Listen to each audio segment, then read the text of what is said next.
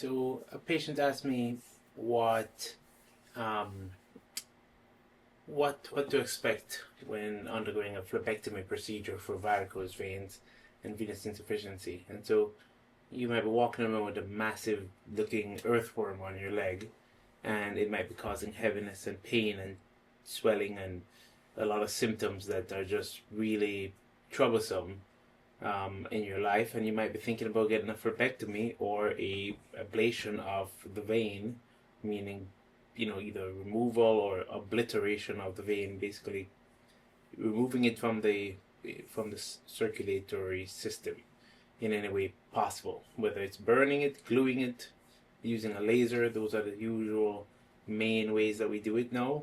But in either case, what would you expect? So you're heading in. This is not a major operation. Some people think of everything to do with vascular surgery as a major operation. This is not one of those times. This is an operation that's for large, painful veins that have not responded to usually things like sclerotherapy or compression stockings and garments. And your doctor will kind of decide with you whether or not this is a good procedure for you based on looking at an ultrasound and getting a picture of your veins and your symptoms, etc. And then you guys will come together and make a decision. In terms of what a phlebectomy operation is, typically it entails making multiple small incisions in the leg, where once you've made, in order to figure out first of all where to put the incisions, you mark these little earthworms in the leg with a little marking pen before in the preoperative area, the day of surgery. And once you finish with that, you bring the patient back, you clean the leg, and you do your normal operative sort of talk to make sure you're doing the correct leg, etc. But then after that, the procedure is pretty much a very straightforward procedure. You make some tiny incisions, the tiniest you can possibly make, with a small 11 blade scalpel, which is a kind of a sharp pointed scalpel. So you really are trying to use the smallest possible incision, just the tip of the scalpel, to open up a small little 2 or 3 millimeter incision in the leg. And you just make those 3 millimeter cuts multiple places throughout the leg wherever you see the vein running. The surgeon will usually then take something called a phlebectomy hook or microphlebectomy hook, and hook these veins and pull them out, sort of like it's almost like a shepherd's hook, where you're just using it to pull something down. You usually would do this, well, many patients, I should say, do this under local anesthesia only in the office. Some people do this in outpatient centers and ambulatory surgery centers. Other patients, for various reasons, prefer to do them, or their surgeons prefer to do them under general anesthesia in the operating room. I personally am a fan of staying away from intubating patients. So if at all possible, I like to get all of my procedures done awake. I like to be aware and present in the moment, and then I like to leave. And I do not have any,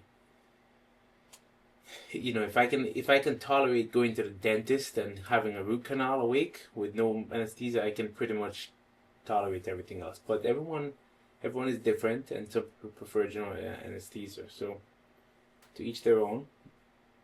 In terms of post-operative care, I think most people would recommend that you wear a compression garment immediately after the operation is completed. So you get your surgery, they pull all the veins out, they take the little phlebectomy hook, grab the veins, and kind of just pluck them out piece by piece and essentially break them. You're kind of just yanking on them and they just kind of pop out. It's somewhat satisfying. It's a fun experience for most people in the operating room. Everybody's relaxed. Again, this is an operation that's not high stress usually. We are able to do them and I think the less stress you have, the better the operations usually go. And this is one of those operations that always seems to go well. Knock on wood, I really have not had any major complications with these cases. Just what else would you want to know as a patient? So afterwards, you get a compression garment or a wrap, which decreases. Remember, you've now ripped all these blood vessels and there's open ends on either side. They could bleed and cause a lot of bruising, black and blue kind of appearance. And in this case, we recommend that you stay with a compression garment for at least 2 or 3 weeks. People can normally get back to normal activities within a week and shower. I usually put skin glue on my patients' legs, so they usually can shower the same day. I just tell them to pat dry and not use any soaps. You come back and see the doctor in a few weeks and you're pretty much back to normal activity. So I'm going to start showing you now some different tools, and I think the first thing I want to show you is my case today was a patient who had an accessory saphenous vein, which I'm going to highlight it here. It was basically this vein right here going down, and it went on the outside of her calf. And what I did was I used these little hooks, the one that looks like this particularly, and I was able to just grab the vein and pull it out in multiple separate pieces. This is sort of what the vein looked like, and what I do in the preoperative area is I usually make a mark over where all the little sites I plan to cut, and this is sort of what you'll get in real life when you actually go to your surgeon. Some surgeons like to mark out the veins, and I think it helps them to kind of see where the vein is going, and you have a better understanding, I think, if you do it this way, of where the vein is going, so you know that when you put your hook in and you've lost it, if you didn't have this whole marking and the vein has collapsed completely, then you can at least just head in the direction. For this one, I would head in the downward direction with my hook and try to grab it this way. If I didn't make that mark, if I had just simply done like what I did up at the top here, when this vein disappears, I would then try to put my hook in, and I wouldn't know. I could be hooking upward, this way, that way, and I wouldn't. Sometimes you're frustrated. You just keep trying to fight. You remember you have a little 2mm hole. You can't actually see inside of it. You're gonna blindly just kind of put the tip of the hook in and start to fish it out, and it's really sort of annoying. So in this case, this is actually why I think it actually makes a lot of sense to know which direction the veins are going. It helps you with your procedural technique, but it's pretty fun, right? You can see I'm already enjoying myself here, just marking this person's veins out. I want to just make a little mention to these little veins here. These are not varicose veins. Those are more reticular veins. You can see this lacy pattern here. Those are not treated with phlebectomy. And I think I see some spider veins here. I'm going to put right up in here somewhere. These are the veins that you usually would treat with foam sclerotherapy, and it's less likely for your insurance company to want to cover it if you try to get any sort of phlebectomy for those veins. In fact, it's not really indicated if you're not really having a lot of pain. So, at least I certainly wouldn't do it.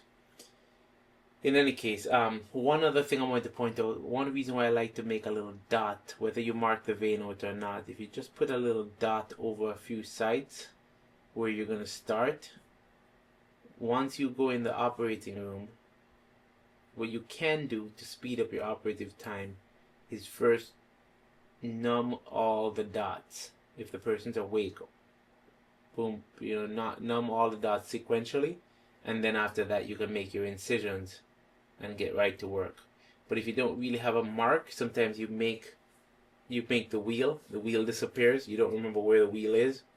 But if you mark all the dots first, then give the injection of lidocaine or marcaine or whatever anesthetic you're using, then you can quickly make your incisions and start moving along. So that's pretty much all I would say about that. And just for patients, I mean, you can imagine when you're in the operating room and your surgeon is doing all this stuff, they either if you're awake, they might be talking to you and trying to just keep the conversation light, but that's pretty much what's happening in the background there.